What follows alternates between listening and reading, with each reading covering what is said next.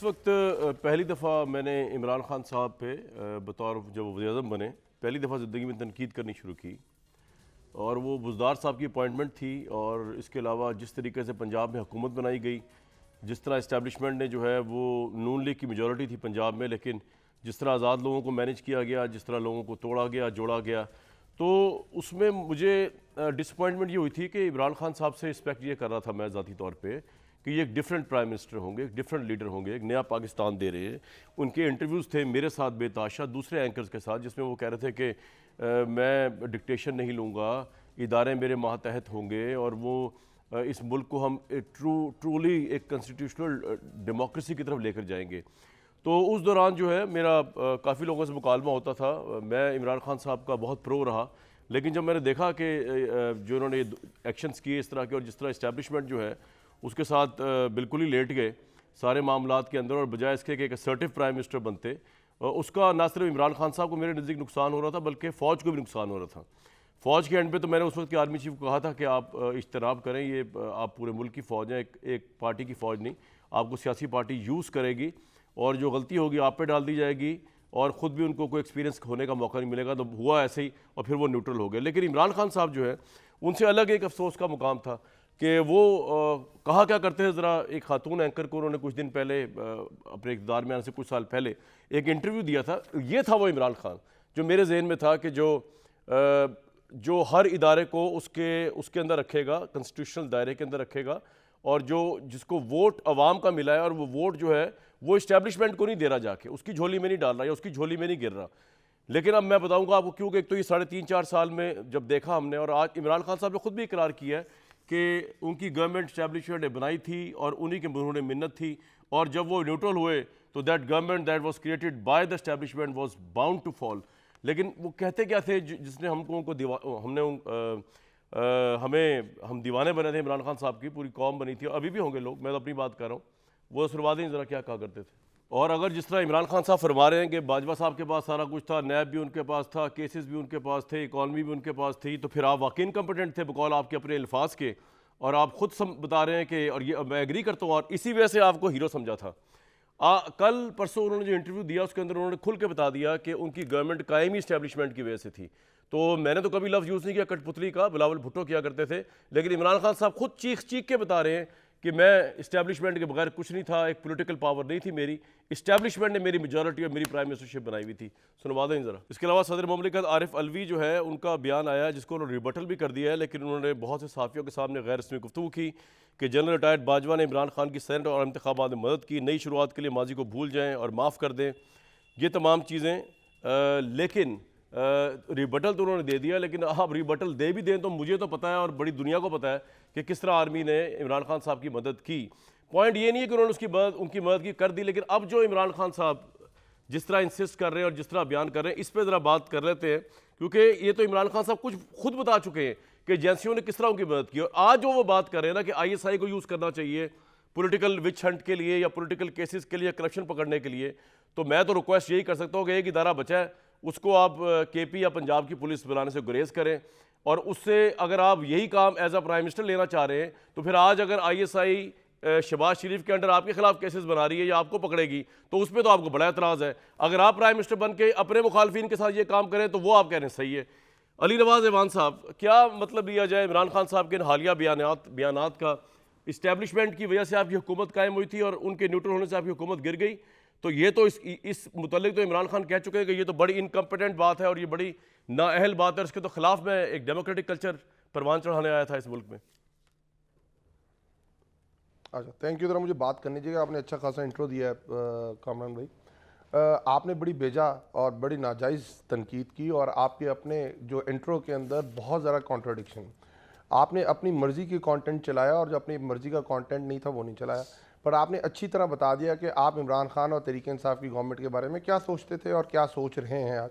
तो वो जो आपका इनर है वो सबके सामने आ गया। आपने बहुत सारी बातें की कि इमरान खान ने कहा कि इकॉनमी उनके पास थी। इमरान खान ने ये कभी भी नहीं कहा इकॉनमी उनके पास थी।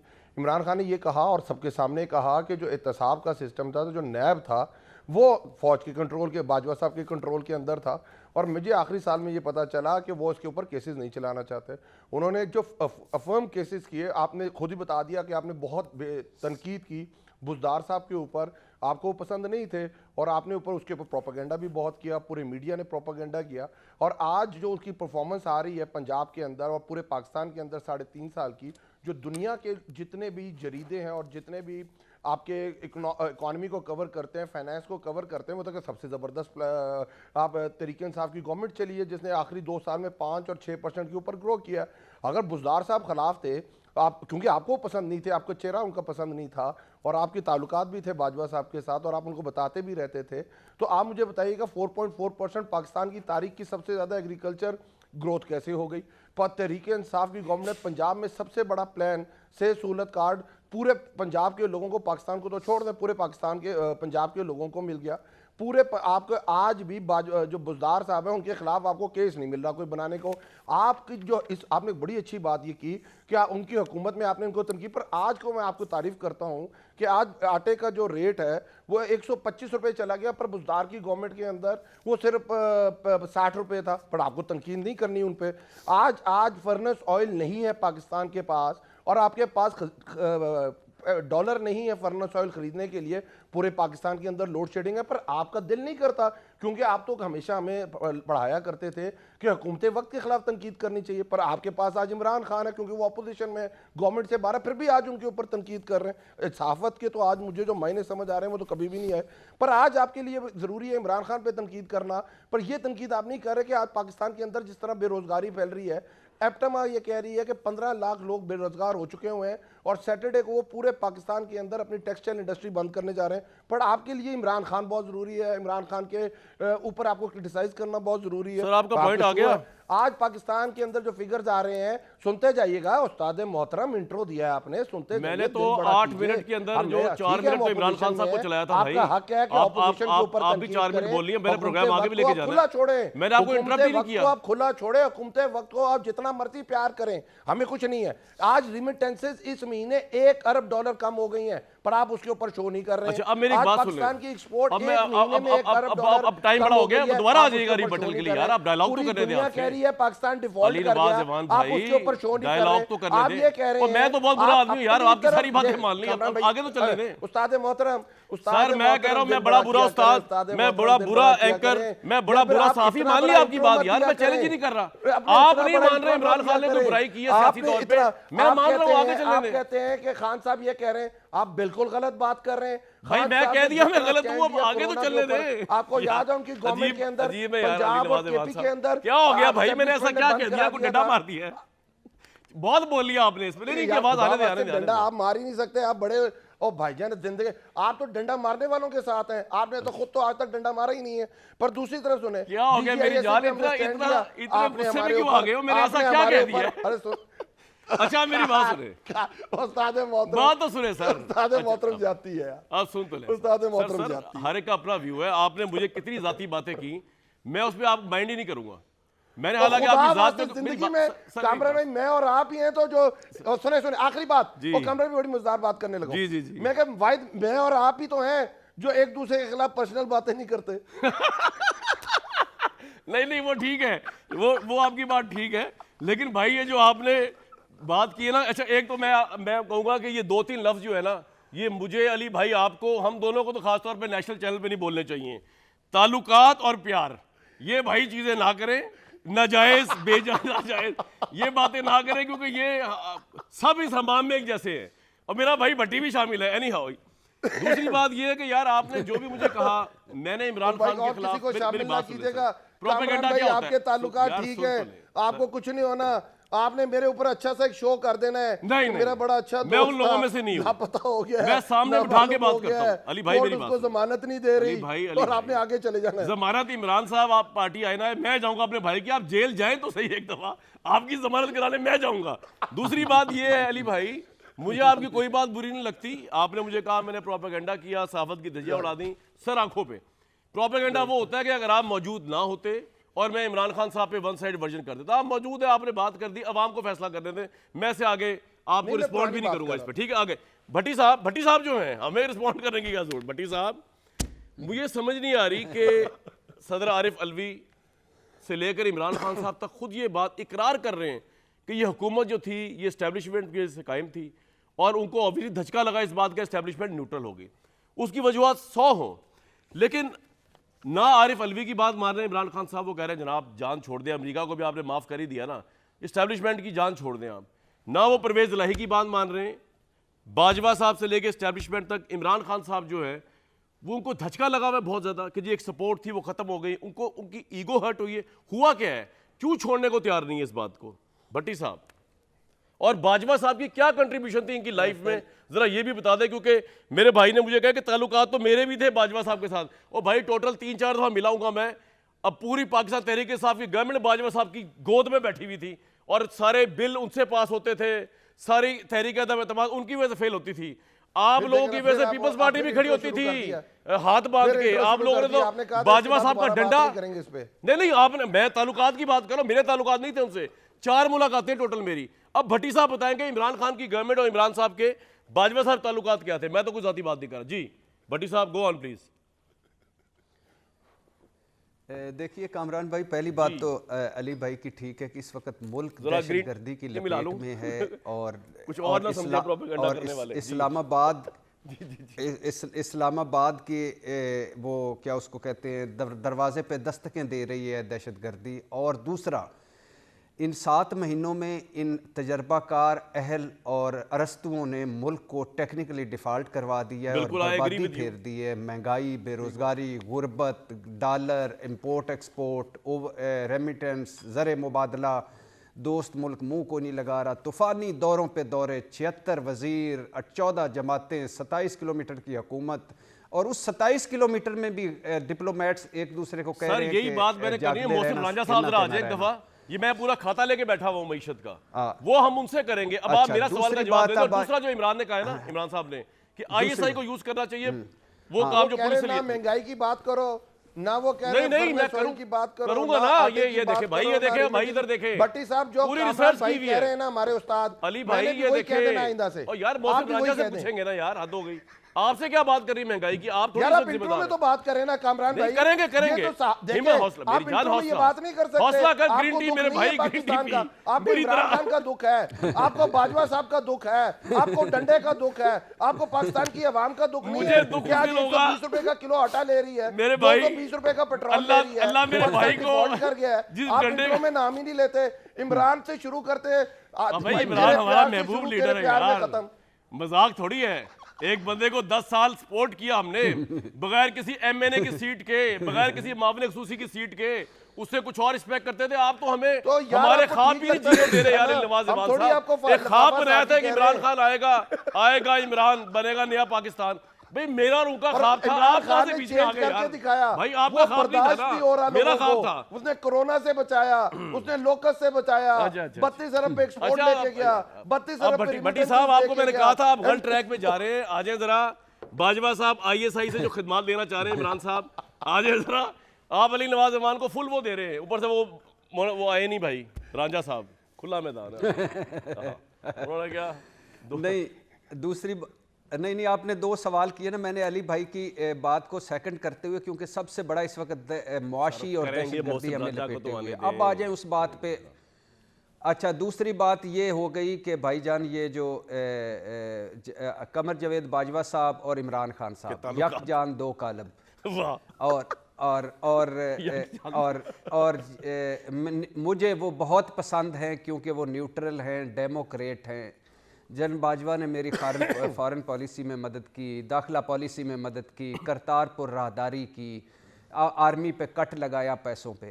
फिर हमने देखा कि जन कमर जावेद बाजवा मुल्क घूमते थे, पैसे मांगते थे इमरान खान के लिए, मुल्क घूमते थे, तल्लुकात ठीक करवाते थे। फिर हमने देखा 2018 से आर्मी और इमरान खान साहब ने खुद माना कि अगर, और आज भी मान रहे हैं और उस वक्त भी मान रहे थे कि फ़ौज साथ खड़ी थी तो मैं खड़ा था, और फौज साथ नहीं खड़ी हुई, पीछे नहीं खड़ी थी तो मैं गिर गया। कोई शक नहीं, ये सच कह रहे हैं, कल भी सच कह रहे थे, आज भी सच कह रहे हैं। दूसरी बात है तरीके इंसाफ का, मुझे छोड़ दें, आपको छोड़ दें, हम बाइस्ड हो सकते हैं, हमारा एक गलत ख्यालात हो सकते हैं, हमारा राय गलत हो सकती है। तहरीक इंसाफ का रत्ती भर शऊर रखने वाला आदमी अगर ये कह दे अपने दिल पर हाथ रख के कि कमर जावेद बाजवा उनका मोहसन नहीं है, तो मैं लेकिन भट्टी साहब सवाल ये नहीं ना है सर, मेरी बात सुने भट्टी साहब, मेरी बात सुने। लानत भेजे इस एहसान वाले सिंड्रोम को पूरे के पूरे। बात ये नहीं हो रही, बात ये हो रही है कि मुल्क का इलेक्टेड प्राइम मिनिस्टर, मैं अपने घर में मेरे डिबेट रही, मेरे वालिद साहब इमरान खान साहब के बड़े फैन, मेरा भाई ओवरसी पाकिस्तानी बड़ा फैन। मैंने उनको कहा भाई ये मेरे साथ भी धोखा हुआ है, वोट इमरान खान का और गया एस्टेब्लिशमेंट के लिए। वो कहते थे नहीं नहीं नहीं नहीं, इमरान खान जो है वो तो इदारों को ये कर देगा अपने कॉन्स्टिट्यूशनल। भाई ये तो लेटे हुए थे। भट्टी साहब कहने का मतलब, आज भी जहां तक मेरा तज्जिया है, may be I am completely wrong, Imran Khan के पास सब कुछ है, 4 जगहों की हुकूमत है, लेकिन उनको लगता है कि जब तक DGI मेरे अंडर नहीं होगा तो मैं वो काम नहीं करवा सकूंगा, या मेरे खिलाफ वो काम ना हो जाए जो मैं करवाना चाह रहा था अपोजिशन के खिलाफ, या आर्मी चीफ जब तक सलूट नहीं करेगा तो मजा नहीं आएगा। बाकी सब तो है उनके पास, ये 2 चीजें नहीं है। तो मेरे कहने का मतलब है, अब आप सुन लें, आज भी वो क्या कह रहे हैं कि ISI से वो पुलिस वाले काम लेना चाह रहे हैं ताकि वो ISI की दायरा जो रहेगा वो भी पुलिस वाला हो जाए। सुनवाएं भट्टी साहब, फिर उसका जवाब दें, इसको छोड़े आप। एहसान, जिस बंदे ने एहसान नहीं माना तो छोड़े, उस पर क्या बहस कर रही। सुनवाएं जी ISI पे क्या कहा इमरान साहब ने। भट्टी साहब, मैं 2 सवाल आपके लिए छोड़े जा रहा हूं, ब्रेक के बाद आपसे बात करूंगा। नंबर 1 कि इमरान साहब जो है उनकी तसल्ली अभी नहीं हुई, जो एस्टेब्लिशमेंट के साथ हनीमून था, पॉलिटिकल हनीमून 3.5 साल का, उसके बावजूद वो यही चाहते हैं कि वो न्यूट्रल होने के बावजूद कहते नहीं ये मेरे साथ होंगे तो मैं ये करूंगा, मैं पॉलिटिकली ये करूं वो। दूसरी बात, ये जब उस वक्त के DGI ने करप्शन के सबूत रखे थे बुज़दार साहब की गवर्नमेंट के और इनके बड़े करीब लोगों के मुबैना तौर पर, उस वक्त उन्होंने उनको सैक कर दिया था। तो आज ये खुद प्राइम मिनिस्टर बन के ISI से वो काम करवाना चाह रहे हैं जो उस वक्त के DGI ने, जब इनको इनकी गवर्नमेंट के खिलाफ कहा, ये कर नहीं सके थे, इन्होंने बंदे फारिग कर दिया जो आज डिवाइन जस्टिस है, आर्मी चीफ है। क्यों इमरान खान का अभी भी इस्टेब्लिशमेंट के साथ चलना चाहते हैं, क्यों वो अपने पैरों पे खड़ा नहीं होना चाहते, क्यों, वजह क्या है इतनी पॉपुलर होने के बावजूद? ये सवाल है भट्टी साहब, इसको आपने जवाब देना है, क्योंकि मेरे लिए तो बड़ा कंसर्न है कि इस मुल्क में डेमोक्रेसी, अगर इतना बड़ा लीडर यही सोच रखता है प्रो एस्टेब्लिशमेंट आज भी, तो फिर तो ये मुल्क कभी भी डेमोक्रेटिक नहीं हो सकता। एक ब्रेक के बाद जी।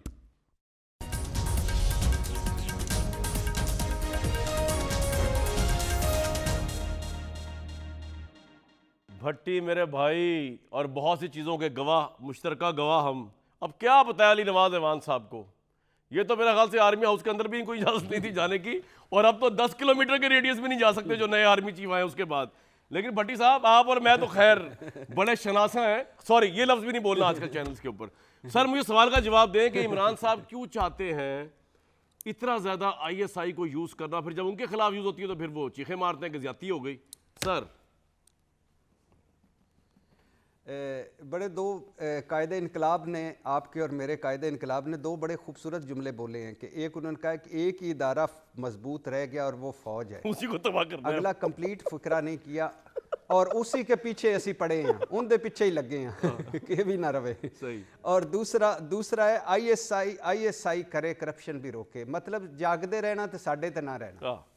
यानी 3.25 साल इमरान खान साहब खैर से रहे हैं और रिफॉर्म्स इनका सबसे बड़ा एजेंडा था। करोड़ नौकरियां छोड़ दें, 50 लाख घर छोड़ दें, नया सूबा छोड़ दें, पुलिस वो छोड़ दें, इलेक्टेबल्स को ना लेना छोड़ दें, आज़ाद उम्मीदवारों को ना लेना छोड़ दें, बड़े घरों में गवर्नर हाउस और इन सारों में यूनिवर्सिटियां बनना छोड़ दें, करप्शन रोकना छोड़ दें, 90 दिन में सारों को अंदर करना छोड़ दें।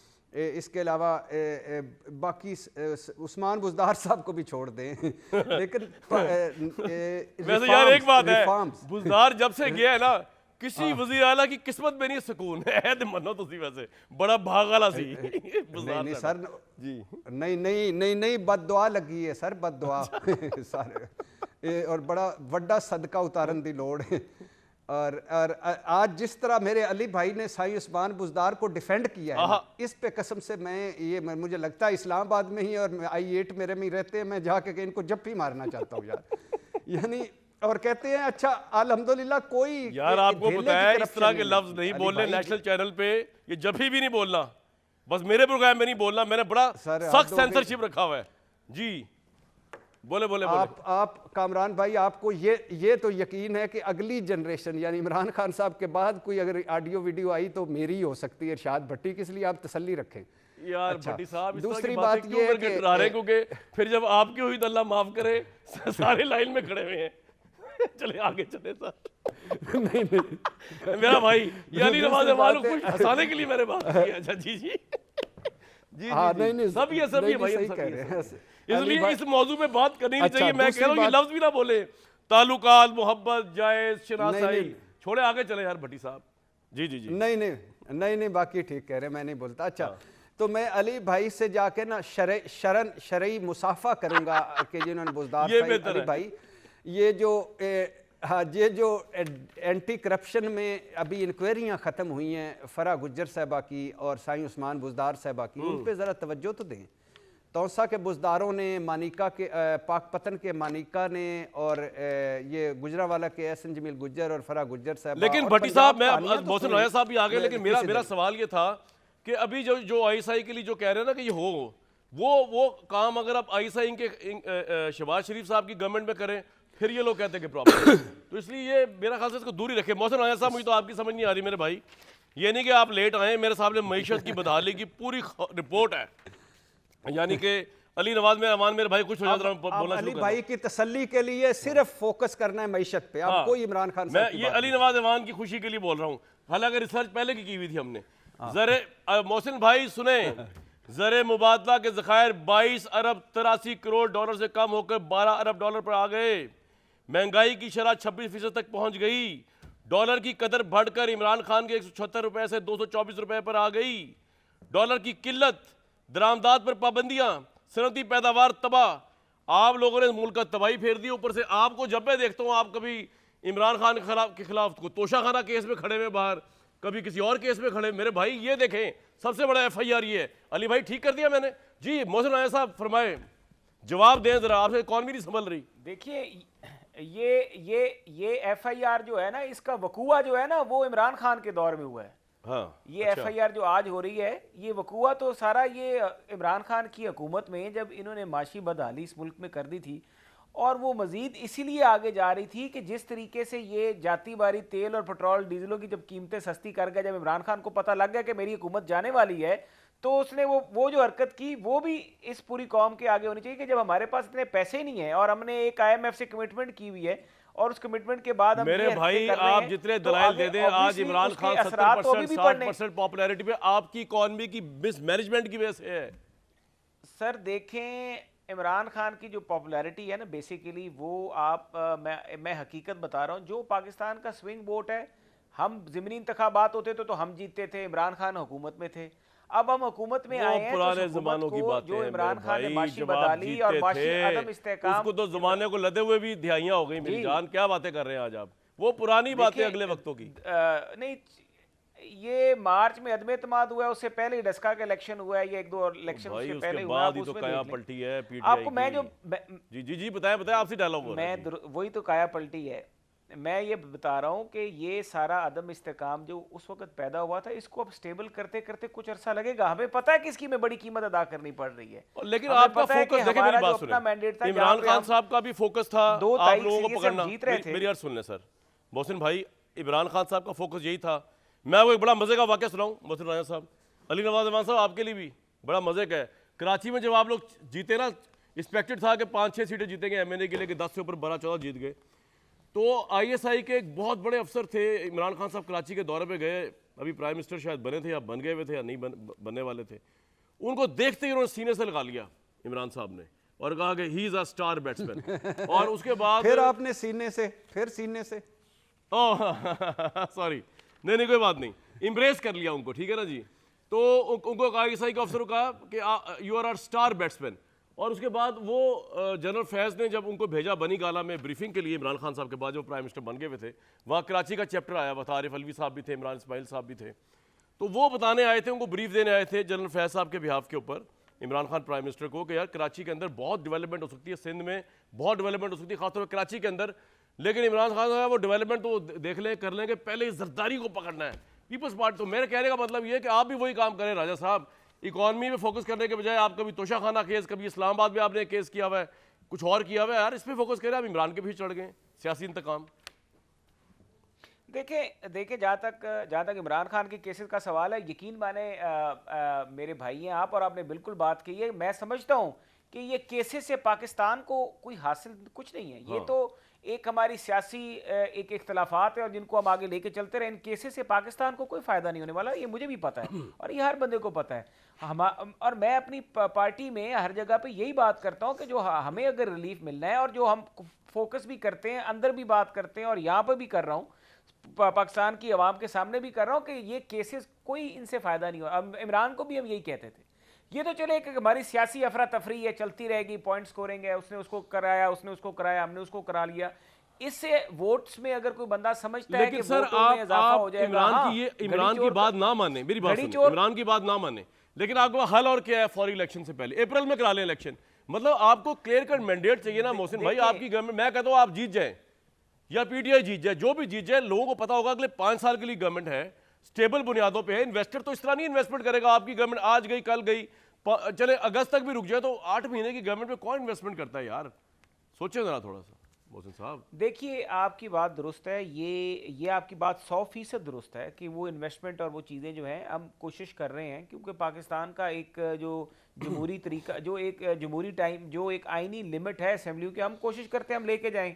और हम अगर वो आइनी लिमिट तक लेके जाना चाहते हैं, हमें कोशिश करनी पड़ रही है, हमें दिन रात मेहनत करनी पड़ी। शहबाज शरीफ साहब यकीन माने जितना वो कर सकते हैं, जितनी उनमें हिम्मत है, जो उनके साथ हमारे अलाइज बैठे हुए सब कोशिश कर रहे हैं। और मैं ये आज मेरी प्रेडिक्शन ये है कि बाय दी 15 जनवरी इंशाल्लाह ताला, अल्लाह खैर रखे, 15 जनवरी तक आपको चीज़ें बहुत ज़्यादा स्टेबिलिटी जो है वो नज़र आनी। नवाज शरीफ आ रहे हैं 15 जनवरी को। पाकिस्तान में जो पाकिस्तान में एक पॉलिटिकल टर्मोइल था, वो टर्मोइल काफ़ी हद तक अब सेटल डाउन होता जाएगा।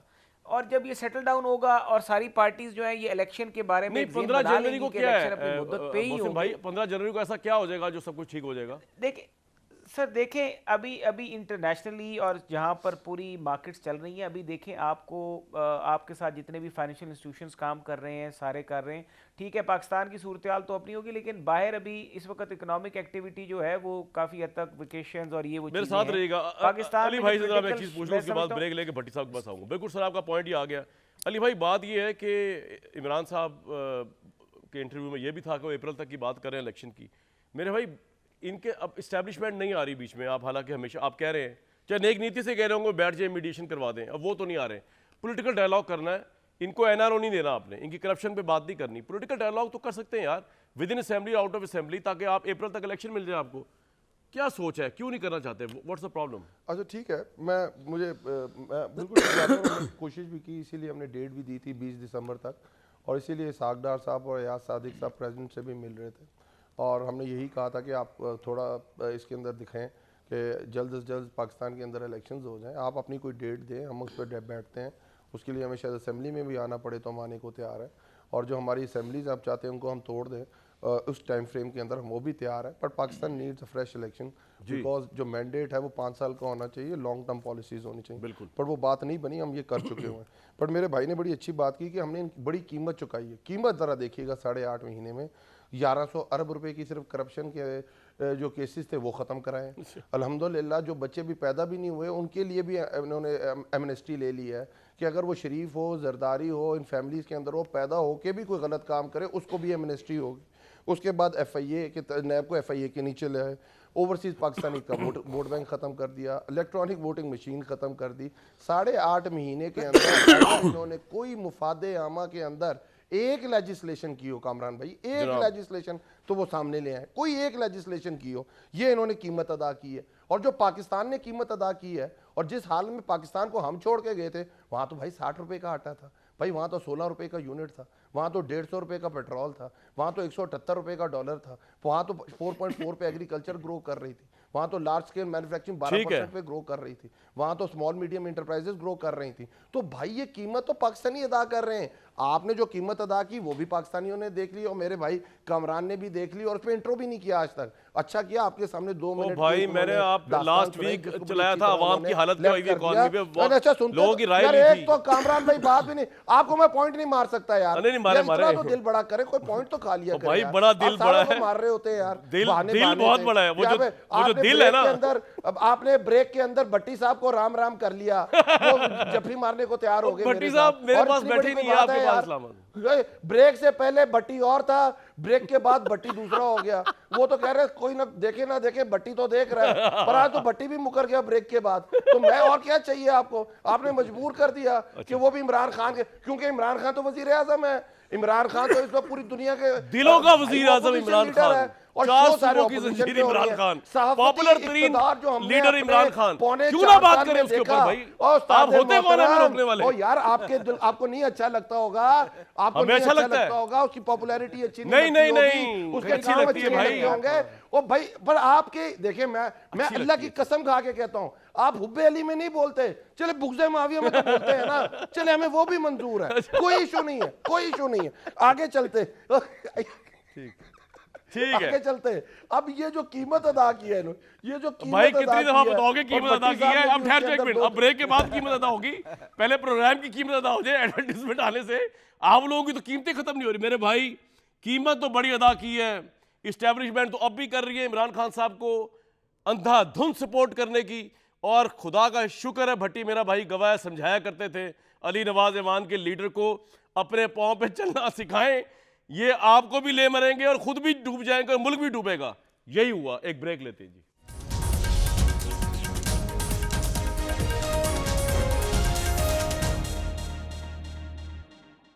देखिए मोहसिन भाई, बात ये है, मईशत तो आपके माइलस्टोन्स में नहीं आनी। आपके बड़े बड़े माइलस्टोन ये हो सकते हैं कि इलेक्शन अगर हो तो आपके पास लेवल प्ले फील्ड हो, इलेक्शन अगर हो तो इमरान खान जेल में हो, इलेक्शन अगर हो तो नवाज शरीफ वापस हो। ये वो तरीके आई थिंक इनका इंतजार कर रहे हैं आप। तो अगर ये भी आपकी रोड मैप है तो यार जल्दी करें। अगर आप चाहते हैं इस मुल्क को वबाल से निकालना, डाल दें इमरान खान को जेल में, उसके बाद जो रिएक्शन आएगा अवाम का वो भी आपने संभालना है। बुला लें नवाज शरीफ साहब को, मसला हल करें यार, इस मुल्क को निकालें इस तरह से। कभी ये पंजाब असेंबली तोड़ने का ड्रामा हो रहा है, परवेज इलाही कभी किसी के साथ ऑन बोर्ड है, कभी किसी के साथ, ड्रामेबाजी चल रही है ना इस मुल्क के साथ, जो ड्रामा हो रहा है पिछले कई सालों से। जी मोहसिन साहब। देखिए जी, पहली बात यह है कि नवाज शरीफ साहब तो पाकिस्तान आएंगे और ज़रूर आएंगे, और नवाज शरीफ साहब को जिस तरीके से निकाला गया वो भी आपके सामने है। एक सुप्रीम कोर्ट के फैसले से बेटे से ना तनख्वाह लेने के हिसाब में जो पाकिस्तान में कानून की बुनियाद डाली गई, उसकी बुनियाद पूरे पाकिस्तान के कवानीन में नहीं मिलती। हाँ, जो ये बिल लेकर आ रहे थे पार्लियामेंट में, ये जो कहते हैं ना लेजिस्लेशन अपनी मर्जी की कराई, उस बिल में एक वो भी प्रोविजन डाली हुई थी, वो भी सेक्शन था जिससे सुप्रीम कोर्ट के उसके फैसले को हिफाजत मिलती, और नवाज शरीफ को बेटे से तनख्वाह ना लेने के इल्ज़ाम पे कानूनी जस्टिफिकेशन आ जाती सुप्रीम कोर्ट के उस फैसले में जो उस वक्त दिया गया था। तो जिस तरीके से नवाज शरीफ को फारिग किया गया, उसकी बेटी को फारिग किया गया, हमने इलेक्शन जीते हैं, हमें पता है कि हम किस तरीके से रिटर्निंग अफसरों से अपने नतीजे लेकर आए थे, हमें पता है कि किस तरीके से रात को 12 बजे के बाद आरटीएस बैठा था, और ये धांधली शुदा जमात जो है आज बैठ के हमसे बातें कर रही है और कह रही है कि लेवल प्लेइंग ये है कि जी आप हमें इलेक्शन लड़ने दें। ओ भाई, तुसी मेरिट पे आए सो, आप मेरिट पे आए थे इस हुकूमत में। आपकी हुकूमत बन सकती थी अगर नवाज शरीफ जेल में ना होता, नवाज शरीफ की बेटी जेल में ना होती, हमारी पार्टी के लोगों को टेलीफोन करा के अपनी सियासी वफादारियां तब्दील कराई ना गई होती। उसके बावजूद भी हम बदतरीन धांधली फेस करने के बाद भी अगर हम आए हैं तो नवाज शरीफ का पाकिस्तान आना बनता है। साहब साथ रहिएगा, मैंने कि जिस तरीके से उसको बाहर निकाला गया, और मैं भट्टी साहब से भी कहूंगा कि भट्टी साहब ये जो भट्टी साहब जुल्म और से भी कहूंगा ज्यादती, कि भट्टी साहब को भी तब्दीली पसंद आई है कि नहीं आई। उनको खैर उनको आप लोगों की शक्लें पसंद नहीं आई, भट्टी साहब को ये तो आप उनका वीलॉग सुना करें, आप उनके प्रोग्राम देखा करें। ये तो भट्टी साहब मेरे भाई हैं, उनको मेरी शक्ल पसंद है। नहीं, आप तो स्मार्ट आदमी यार, लेकिन अब सारी पार्टी में आप जैसे फिट लोग तो नहीं ना। आपने आज जिम के चक्करों में हमें प्रोग्राम लेट कर दिया, ये भूलूंगा तो नहीं, मैं कभी माफ नहीं करूंगा। अच्छा भट्टी साहब, बात ये है कि मैं माजरत करूंगा आके आपके पास। जो नहीं भाई, क्या अली नवाज ऐवान ने अकेले ने ऑन स्लॉट किया हुआ था और मैंने बर्दाश्त जिस तरह किया, लेकिन चले कोई बात नहीं। अच्छा जी भट्टी साहब, बात ये है कि फोकस पे आते हैं। जो शिकवा मोहसिन राजा साहब कर रहे हैं ना, मैं ना इन पे जो करप्शन के इल्ज़ाम लगे इनकी लीडरशिप पे, उसको डिफेंड कर सकता हूँ, ना इनकी जो बदहाल मीशत है। लेकिन एक बात है, जो इमरान खान साहब कह रहे हैं उनके साथ ज्यादती हो रही है, 25 मई की हो या उनको अभी खतरा है शायद जेल में डाल दिया जाएगा, शायद नायब का केस हो जाएगा वो, और वो कह रहे हैं जी इस्टेब्लिशमेंट ये वो इनके साथ मिली है, तो उससे ज़्यादा फिर चार्जशीट तो इमरान खान और उस ज़माने की इस्टेब्लिशमेंट पे है 2018 की, कि जो नवाज शरीफ के साथ हुआ। फिर जिस तरह उसको इलेक्शन जीत के ही पंजाब में उसकी गवर्नमेंट नहीं होने दी, जिस तरह जहाज़ फिर रहे थे, फाइलें खुल रही थी, जिस तरह उसको जेल में डाला गया, उसकी बेटी को डाला गया, बेटी उसकी बाइज्जत बरी भी हो गई। तो व्हाट्स योर टेक सर, क्या ड्रामाबाजी हो रही है इस मुल्क में? पहली बात तो ये कि मोहसिन रांझा साहब ने कहा जिस तरह नवाज शरीफ साहब को निकाला, तो मैं पूछना चाहता हूँ इक़्तिदार से या पाकिस्तान से? दोनों मार्केट में है ना, जिस तरह निकाला, आज उन दोनों पे बात करें। अगर इक़्तिदार से आप कहते हैं कि निकाला गया है, तो पाकिस्तान से भी जाली मेडिकल रिपोर्ट्स पे निकाला गया, ये भी एक बड़ी कहानी है। दूसरी बात यह है कि अगर 2018 में आप समझते हैं कि पूरा मुकम्मल आपको हरा कर तो लाया गया था, तो 2022 में भी माने कि आपके कंधे पे हाथ रखा गया था और ये जो तरीक़े अदम एतमाद आई थी। तीसरी बात यह है कि भाईजान इस वक्त इशू, वो रांझा साहब की बात ठीक है कि केसों से कुछ नहीं निकलना, इनका तोशा खाना वो भेज दिया अदालत ने, एहतसाब अदालत ने वापस नैब को भेज दिया है कि हम नैब तरमीम के बाद हमारे दायरा कार से बाहर है और अब इमरान खान साहब का तोशा खाना चलेगा। लेकिन इशू ये है कि जब आप आडियोज़ पे आ जाते हैं, गंदी सियासत पे आ जाते हैं और लो लेवल की सियासत पे आ जाते हैं, जब आप सीता वाइट पे आ जाते हैं, जब आप दहशतगर्दी और कत्ल के मुकदमे कायम करने लग जाते हैं, जब आप उन थानों में FIR करवाते हैं जिन जिन थानों में इमरान खान गया नहीं था, जब आप सियासी इंतकाम करते हैं, जब आप फिक्स मैच करके खेलते हैं, तो उस वक्त हमें आप वो लोग याद आ जाते हैं, आप ही याद आते थे। कल रोया करते थे कि हमारे खिलाफ सियासी इंतकामी कार्रवाई हो रही है, हमारे खिलाफ झूठे मुकदमे बनाए जा रहे हैं। एक ही सांस में आप कहते हैं हमारे खिलाफ झूठे मुकदमे बनाए गए और एक ही सांस में आप उनके खिलाफ झूठे मुकदमे बना देते हैं। बात बेसिकली क्या है भाईजान, नवाज शरीफ साहब वापस आ जाएं,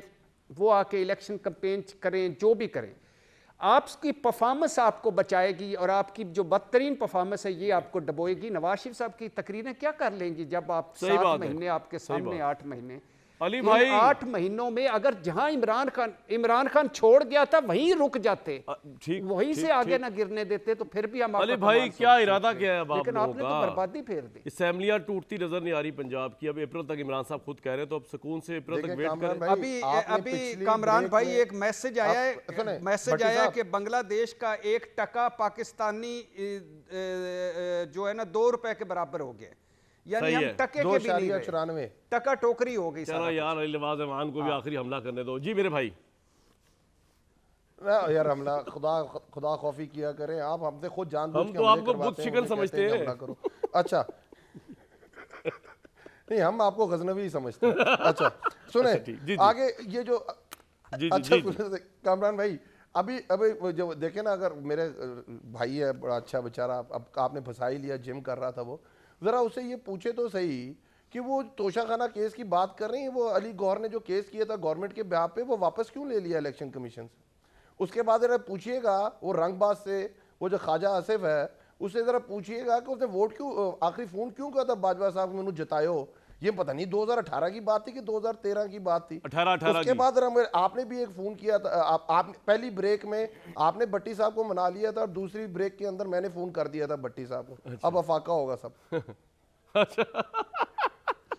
अली भाई आपके लिए जो है ना, आपके लिए, इवन मोहसिन रांझा साहब के लिए, जितने भी फॉलोअर्स हैं सियासी जमातों के जो हीरो वर्शिप करते हैं, एक शेर है, अर्ज करता हूं और खुद ही इरशाद करता हूं, तेरी जुस्तजू में निकले तो अजब शराब देखे। ये लीडर को कह रहे हैं आप अपने, तेरी जुस्तजू में निकले तो अजब शराब देखे, कभी शब को दिन कहा है कभी दिन में ख्वाब देखे। क्यों भट्टी साहब, आपका तो वाह करना बनता है। ये है जनाब आप लोगों की पोजीशन। वो मोहसिन रांझा साहब हो, अली नवाज रहमान जी, भट्टी साहब, ये है। और ये जो थी ना, तेरी जुस्तजू में निकले जब शराब देखे, ये पहले सारी पॉलिटिकल पार्टी, खासतौर पे PTI बाजवा साहब के लिए कहा करती थी, तेरी जुस्तजू में निकले तो जब शराब देखे, कभी शब को दिन कहा है कभी दिन में ख्वाब देखे। कल तक दीजिए इजाजत।